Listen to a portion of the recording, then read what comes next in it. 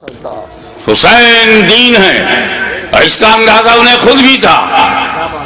اب میں ایک سوال کرنے جا رہا ہوں، ہزاروں سینکڑوں تقریریں ہو چکی ہیں، کربلا معلی کا واقعہ ہونے کے بعد آج تک اور آج سے لے کے قیامت تک ہوتی رہیں گی، مگر ایک سوال اٹھاتا ہوں، اگر اس کا میں بھرپور جواب دے سکوں تو خاتمہ بالخیر کا طلبگار ہوں کہ آپ دعا فرمائیں۔ وہ یہ کہ امام حسین علیہ السلام کی شہادت کے بعد کوئی شہید نہیں ہوا، وہ بھی نہیں ہوا جو very nearest to Hussain, closer to Hussain, اور حسین کے بعد امام، اتنا امپورٹنٹ پرسنالٹی وہ بھی شہید نہیں ہوئی۔ امام زین العابدین، سید الساجدین، وہ شہید نہیں ہوئے، جبکہ حسین کے بعد امام زین العابدین کے لیول کا اہل بیت میں کربلا میں کوئی دوسرا نہ تھا۔ توجہ چاہوں گا، جس امامت پر زین العابدین فائز تھے وہ امامت نہ علی اکبر کے پاس تھی، نہ وہ قاسم کے پاس تھی، نہ عباس علم بردار شاہکار وفا کے پاس تھی جو امام زین العابدین کے پاس۔ تو حسین کو مارنا امامت کی وجہ سے اگر ضروری تھا تو امام زین العابدین کو اس کے بعد شہید کرنا اور بھی ضروری تھا، لیکن امام حسین کے بعد کسی کا شہید نہ ہونا ثبوت ہے، دلیل ہے کہ اگر امام حسین اور پہلے شہید ہو جاتے تو سب بچ جاتے۔ پھر امام حسین نے شہادت میں تاخیر کیوں کی؟ حر کی جگہ خود بڑھ جاتے اور امام حسین شہید ہو جاتے تو جیسے امام حسین کی شہادت کے بعد وقت کا امام شہید نہیں ہوا، یہ بچے بھی شہید نہیں ہوتے، نہ امام حسن کا بیٹا شہید ہوتا نہ امام حسین کا بیٹا شہید ہوتا۔ پھر امام حسین نے گردن دینے میں تاخیر کیوں کی؟ بالکل آخر میں کیوں اپنی گردن دی؟ اس کا جواب تم نے تو اہل بیت کو پہچانا ہی نہیں، جیسا سوچتے ہو ویسا ان کو بھی سمجھتے ہو۔ ارے پاک کی اولاد ہے، پاک ہے، پلیت کی سمجھ میں کیسے آئے؟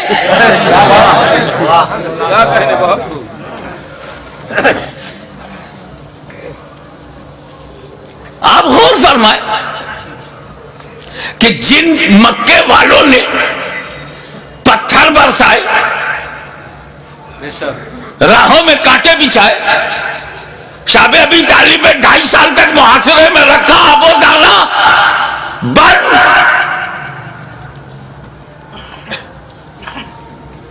13 سال تک مسلسل ظلم و ستم کا ایک نہ ختم ہونے والا سلسلہ،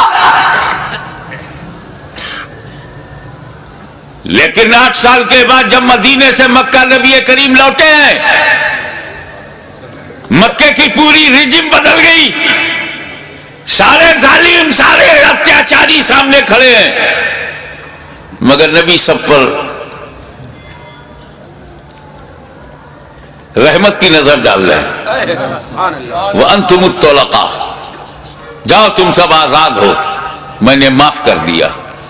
ظالموں کو معاف کرنے والی نظر، مزاج، اسی رحمت للعالمین کا یہ نواسا ہے، جس کا رسول رؤوف الرحیم ہے، نہیں چاہتے کہ کوئی بندہ جہنم میں جائے، ان کا نواسا کب چاہے گا؟ دشمن صحیح، مگر یہ جہنم کی تعداد بڑھی تو میرا کیا فائدہ؟ موقع دو سدھرنے کا، موقع دو سنبھلنے کا، اپارچونٹی دو گائیڈنس پانے کا۔ مقصد یہ تھا یزیدیوں تم کسی کو قتل نہ کرو، اسی میں تمہاری بھلائی ہے، اسی میں تمہاری بچت ہے، فلاح ہے۔ بدل دو اپنے ارادے کو، بدل دو اپنے خیالات کو، اہل بیت کے خون سے اپنی تلواروں کی پیاس نہ بجھاؤ۔ خطبہ دیا، سمجھایا، موقع دیا، لیکن محسوس ہوا کہ یہ سب بے شرمی کی انتہا کو پہنچے ہوئے ضدی،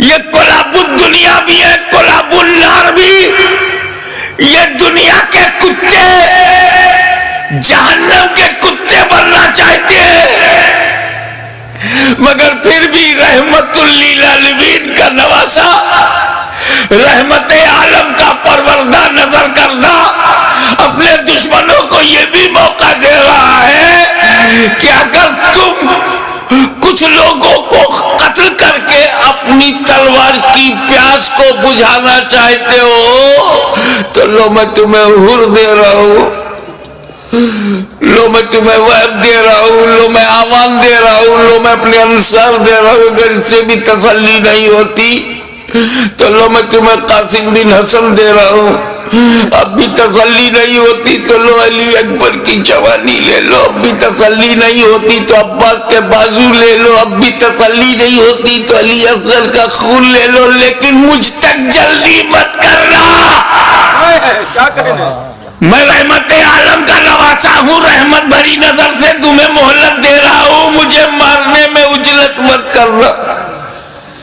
اگر تم اتنے لوگوں کو شہید کر کے رک جاؤ، تائب ہو جاؤ، تو میں رحمت للعالمین کا نواسا ہوں، بیٹا ہوں، میں محشر میں تمہارے ان گناہوں کی مغفرت کروا سکتا ہوں، کیونکہ علی اکبر کا قاتل قاتل مومن ہے، عباس کا قاتل قاتل مومن ہے، قاتل حر قاتل مومن ہے، قاتل علی اصغر قاتل مومن ہے۔ قتل مومن شدید ترین گناہ کے باوجود مغفرت میں کروا سکتا ہوں، مجھے مارنے میں جلدی نہ کرنا، میرا قتل قتل مومن نہیں، قتل دین بن جائے گا، اور قاتل دین کی مغفرت نہیں۔ لیکن جب یہ محسوس ہونے لگا، ختم اللہ علی قلوبہم وعلی ابصارہم، جب اللہ تعالیٰ نے ان کی سماعت پر، ابصار پر، بصارت پر پہرا بٹھا دیا، مہر لگا دیا، اور حجت تمام ہو گئی، جتنی مہلتیں دینی تھی دی جا چکی، جتنی مواقع فراہم کرنے تھے ہو چکے، جتنی بار ضمیر کو جگانا تھا جگا چکے، لیکن ان مردہ دنوں میں ٹس سے مس جب کوئی نہیں ہوا تب بالآخر فیصلہ وہی ہوا، اے نانا جان جو میں نے وعدہ کیا تھا نبھانے جا رہا ہوں، اے پدر بزرگوار خیبر شکن جس نیت سے آپ نے پرورش کی ہے اس مقصود کی طرف جا رہا ہوں، اے مادر مہربان خاتون جنت جو سمجھ کر آپ نے دودھ پلایا تھا آج اس کا حق ادا کرنے جا رہا ہوں۔ نتیجہ کیا ہوا؟ خیمے میں گئے، اپنے والد کا اپنے نانا کا کپڑا لیا، سر پہ امامہ باندھا، اور زیب تن ہو کر دلدل پر بیٹھ کر خاندان کو آخری سلام کر کے میدان کارزار میں حسین اتر پڑے۔ ایر لگائی، گھوڑے کو ناز ہے کہ آج امام میرے اوپر ہے، امام کو ناز ہے کہ گھوڑا بھی میرا وفادار ہے۔ چل پڑے، امام نے یزیدی لشکر پر جب حملہ کیا، وار کیا، یزیدیوں میں انتشار پیدا ہو گیا۔ حیدری کچھار کا شیر نر جب بفر کر زیادی بھیڑیوں پر حملہ آور ہوا تو کشتوں کے پشتے لگا دیا، لاشوں کا ڈھیر لگا دیا۔ بھوکا پیاسا حسین کھاتے پیتوں کو کاٹتا ہوا چلا جا رہا ہے۔ تلوار چمکی، ہوا میں لہرائی تو ایسا نہیں لگتا تھا کہ حسین کے تنہا ہاتھ میں اکیلی تلوار ہے، ایسا لگتا تھا جیسے آسمان کی تمام بجلیاں تلوار میں سما گئی ہوں، ایسا لگتا تھا کہ ستاروں نے اپنی جگہ چھوڑ کر ذوالفقار کی دھار میں آ گئی ہو. ایسا لگتا تھا کہ آدم کا ہاتھ دعا کے لیے اٹھ گیا ہو. ایسا لگتا تھا کہ نوح کی کشتی اپنے نجات کا رخ دیکھ رہی ہے. ایسا لگتا تھا کہ دریائے نیل میں فرعون غرق ہو رہا ہے, یزیدی تباہ ہو رہے ہیں. ایسا لگتا تھا جیسے کعبے کا رخ قبلہ, کعبے کا رخ کعبہ کی طرف ہو گیا ہو. ایک جگہ جمع ہوا کعبہ متحرک کعبے کو دیکھ رہا ہے. ایک جمع ہوا کعبہ متحرک کعبہ کو دیکھ رہا ہے. محبتوں کا قبلہ, محبتوں کا قبلہ, عقیدتوں کا کعبہ یزیدیوں کے مقابلے میں کھڑا تلوار چلا رہا ہے. ایسا لگتا تھا کہ حسین کے بازو میں حیدر کرار کا بازو سما گیا ہو. ایسا لگتا تھا جیسے فاطمہ زہرا کا دودھ حسین کی رگوں میں نیا خون بن گیا ہو. ایسا لگتا تھا, ایسا لگتا تھا, آپ نعرہ بند کیجئے, ایسا لگتا تھا جیسے تمام جنہ انتظار دے رہے ہیں, داد شجاعت دے رہے ہیں اور ان کی دعاؤں میں فرشتوں کی آمین شامل ہو گئی ہو. ایسا لگتا تھا کہ صداقت سمٹ گئی ہے. ایسا لگتا تھا کہ عدالت نے پکڑ لیا ہے. ایسا لگتا تھا کہ سیادت نے اپنے جلوے دکھا دیے ہیں. ایسا لگتا تھا کہ تنہا حسین میں, تنہا حسین میں جرأت موسیٰ بھی ہے, استقامت ابراہیم بھی ہے, ارادہ اسماعیل بھی ہے. یہ اس وقت سامنے شیطان تھا, اسماعیل کا ارادہ پہاڑ تھا. اس وقت یزیدی فوج ہے, حسین کا ارادہ پہاڑ ہے. تلوار چلتی رہی, تلوار چلتی رہی, کشتوں کے پشتے لگتے رہے, لاشوں کے ڈھیر لگا دیے. اب اس تلوار کو روکا کیسے جائے؟ اس تلوار کا رکنا یزیدی نقطہ نظر سے بہت ضروری تھا. یہ تلوار روکے, یہ تلوار روکے گی تو یزیدی بچیں گے. زیادی بھیڑیوں کو کاٹتے تھے جیسے کوئی گاجر مولی کو کاٹ رہا ہو. میمنہ پر حملہ آور ہوا تو میمنہ صاف ہو گیا. شیر خدا میسرے کی طرف رخ کرتا ہے, میسرہ صاف ہو گیا. یزید کے قلب پر حملہ کرتا ہے, لشکر کا قلب صاف ہو جاتا ہے. اب پریشانی, ابن سعد, ابن زیاد پریشان ہو گئے. شمر ذل جوشن حیران ہو گیا, خولی مایوس ہو گیا. یا اللہ یہ کیا ہو رہا ہے؟ ایک ہی آدمی سب کی گردنیں کاٹتا چلا جا رہا ہے. کہیں ایسا نہ ہو کہ ایک تاریخ ایسی بن جائے کہ 20,000 کے لشکر جرار کو تنہا ایک آدمی نے شکست دے دیا. اس تلوار کو رکنا چاہیے, یہ تلوار رکنی چاہیے. مگر اس تلوار کو روکا کیسے جائے؟ وہ تلوار جسے بھوک نہ روک سکی, وہ تلوار جسے پیاس نہ روک سکی, وہ تلوار جسے لاشیں نہ روک سکی, وہ تلوار جسے زینب و سکینہ کے مریض خطر میں آ جانے کا اندیشہ نہ روک سکا, وہ تلوار جسے علی اکبر کی لوٹی ہوئی جوانی نہ روکے, وہ تلوار جسے لٹا ہوا قاسم کا شباب نہ روکے, وہ تلوار جسے عباس علم بردار کے کٹے ہوئے بازو نہ روکے, وہ تلوار جسے معصوم اور شیر خوار بچہ علی اصغر کی موت نہ روک سکے. اس تلوار کو کوئی روک نہیں سکتا. زمین بھی تائید میں ہے, آسمان بھی حمایت میں ہے, فضا بھی مددگار ہے. اس تلوار کو کوئی روک نہیں سکتا. وہ تلوار جو بھوک سے نہ رکے, پیاس سے نہ رکے, قتل سے نہ رکے, خیموں میں لاشیں لے جانے سے نہ رکے. اچانک وہ تلوار رک گئی, وہ تلوار رک گئی. بس یہی نازک سا موڑ ہے. وہ تلوار رک گئی, بھوک سے نہیں, پیاس سے نہیں, شہیدوں کی شہادت سے نہیں, بہو بیٹیوں اور بہنوں کے خطرے میں جانے کے اندیشے سے نہیں رکی.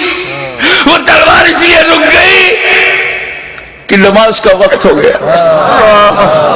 سبحان اللہ, نماز کا وقت ہو گیا.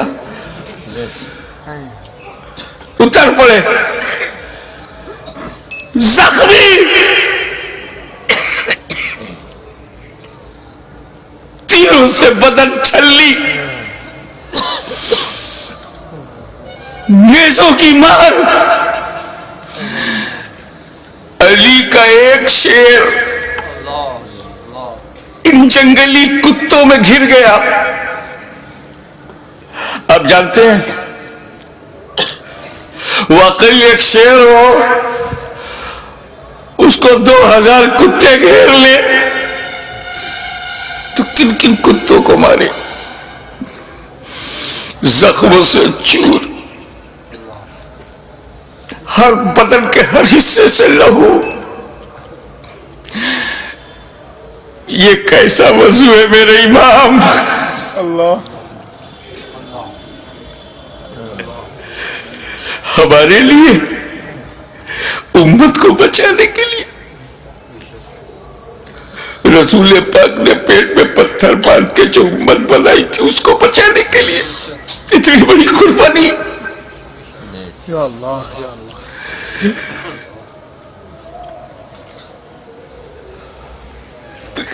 زمین پر گرے سجدے میں. یزیدیوں نے سوچا بس یہی موقع ہے، اگر یہ اٹھے گا شیر تو پھر مارے گا، اسے اٹھنے نہ دو. شقی القلب پتھر دلوں نے نبی کا کلمہ پڑھتے ہوئے بھی نبی کے نواسے کو، نبی کی جان کو، نبی کی پہچان کو، نبی کے بیٹے کو، نبی کی نسل کو، نبی کی اولاد کو، نبی کے نور کو سجدے کی حالت میں ایسا وار کیا. سر مبارک تن مبارک سے جدا ہو گیا. انا للہ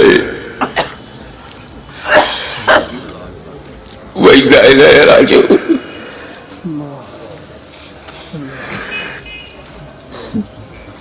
کٹ گیا، گردن کٹ گئی. سنی مسلمانوں، گردن کٹ گئی. کون سی گردن؟ جس کو تمہارا ہمارا نبی چوما کرتا تھا، کٹ گئی. کعبے کے ایک پتھر کو میرے نبی نے ایک بار چوما، حجر اسود کو قیامت تک لوگ چومیں گے، مگر حسین کے گلے کو تو نبی نے بار بار چوما تھا، بار بار چوما تھا. تم کہتے ہو حسین کا گلا کٹا، حسین کا گلا کٹا. میری دل سے پوچھ، بوسہ گاہ مصطفیٰ کٹ گئی، بوسہ گاہ رسول کو کاٹ دیا. میں ایک مرتبہ بیمار پڑا تھا برطانیہ میں. میری ماں کا خط آیا، بیٹا تمہاری کیسی طبیعت ہے؟ مجھے بڑا تعجب ہوا. میری ماں کی چوچا شریف میں انگلینڈ میں ان کو محسوس کیسے ہوا تو کسی نے سمجھایا یہ ممتا ہے، یہ خون کا رشتہ ہے. تو بیمار پڑ گیا تھا، سر سمندر پار خون کے رشتے نے ماں کے دل میں احساس ڈالا. ارے جب ماں بیٹے میں احساس کا یہ رشتہ ہوتا ہے تو جب حسین کا گلا کٹا ہوگا تو لبے مصطفیٰ پہ کیا گزری ہوگی.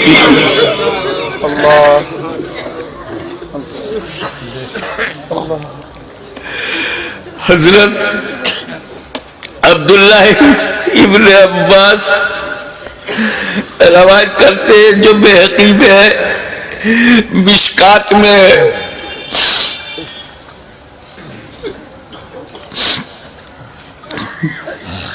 کہ ام المومنین ام سلمہ نے خواب میں دیکھا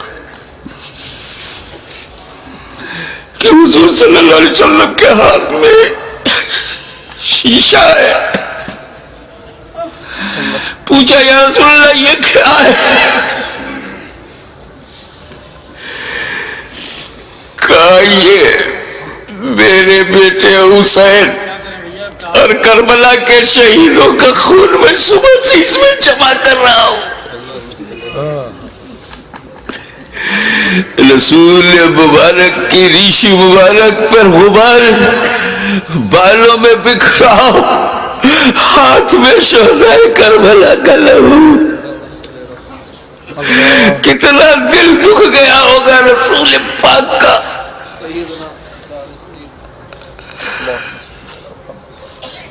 سر کٹا، کیسے بولوں، نہیں کہہ پا رہا ہوں. کسی اور گھر کا واقعہ ہوتا تو میں تفصیل سے بیان کرتا. یہ غم تو میرے اپنے خاندان کا غم ہے. یہ تو اہل بیت کی آزمائش کا.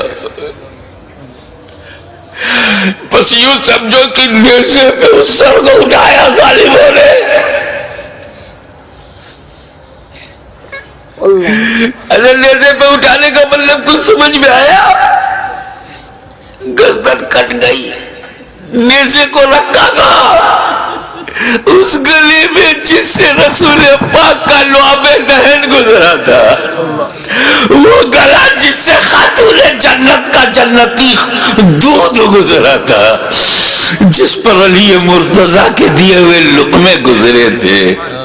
امام علی مقام کے گلے میں وہ گلا کٹا ہوا دیکھا ہوگا نا, جب گلا کٹتا ہے تو ایک اسی میں ڈال دیا. ارے جسے نبی چومتے تھے اس پہ تم نے لوکے نیزا.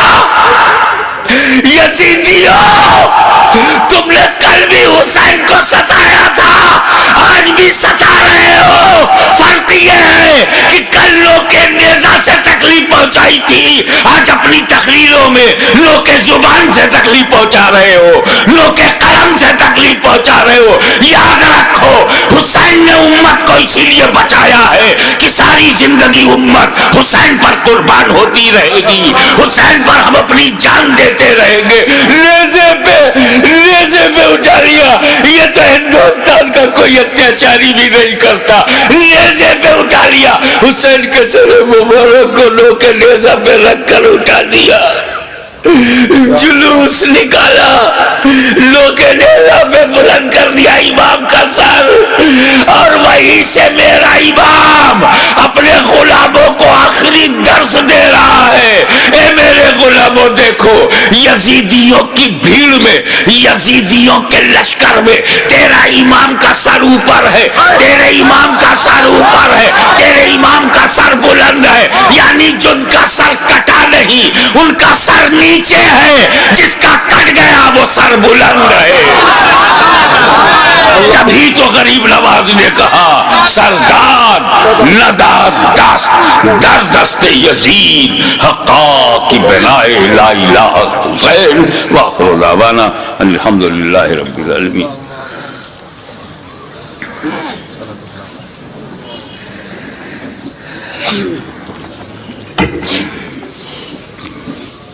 صلاۃ و سلام کے لیے کھڑے ہو جائیں.